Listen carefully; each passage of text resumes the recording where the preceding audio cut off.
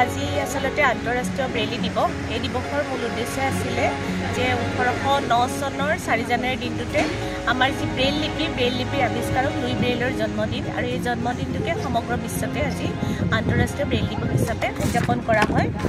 আজি আমাৰ অসমৰ লগতে আজি শিক্ষা খণ্ডই এই দিৱসৰ আয়োজন কৰিছে।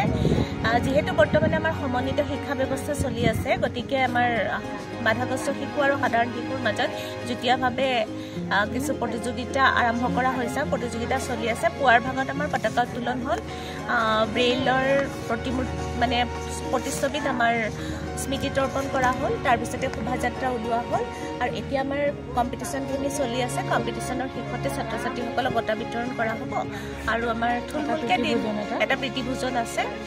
থুলমূলকৈ আমাৰ দিনটোৰ কাৰ্যসূচী ইমানেই আছে।